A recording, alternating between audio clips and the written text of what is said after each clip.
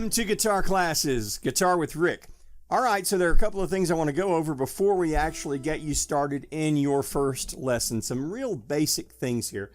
First of all, I know you have a guitar. If you don't, we'll get together and figure out which one you need. 6-string guitar.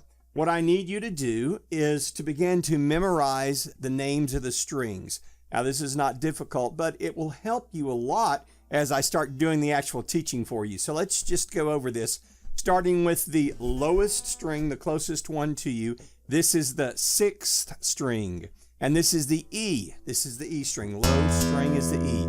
The next is the A string. The next is the D string. The next one up is the G string. The next one is the B string. And the top one is the E string again. So we have an E string on the top and an E string on the bottom. That's what we call an octave.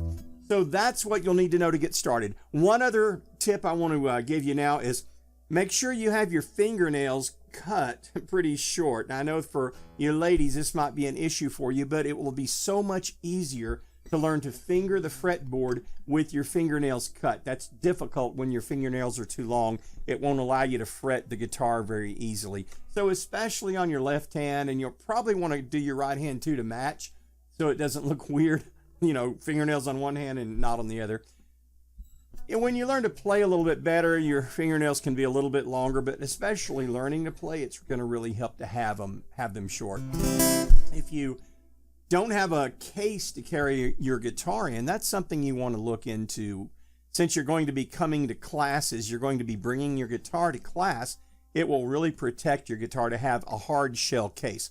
There are a couple of different kinds of cases you can have. One is a bag, a gig bag we call it, where your guitar goes in, and that's all right if you're going to be really careful with your guitar. But I find banging it around in and out of the car, especially if it's a young person, they're going to tend to damage the guitar from time to time, get some nicks and scratches. So you may want to just go ahead and invest in a hard shell case, and you can find that at your local music store. Just take your guitar to make sure your guitar fits in, because believe it or not, different guitars are shaped differently and you'll want them to fit in. As far as coming to class, you'll just need to bring your guitar. If it's an electric guitar, bring that. You don't necessarily need to bring your amplifier, but if it's a small practice amp, it's better to bring your amp so we can dial the tone in on that and get the sound, make it sound the way you want it to sound. If you have an acoustic guitar, just bring that. My teaching studio is upstairs, so there are some spiral staircase. There is a spiral staircase you will go up when you come to my studio in downtown Temple. And so it's a little bit awkward going up, you know, with a whole lot of stuff, but it's pretty easy to get up with a guitar and down.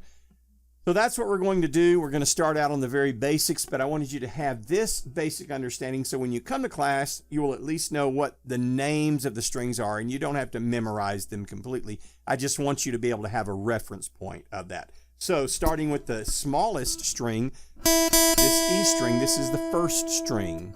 The B is the 2nd string.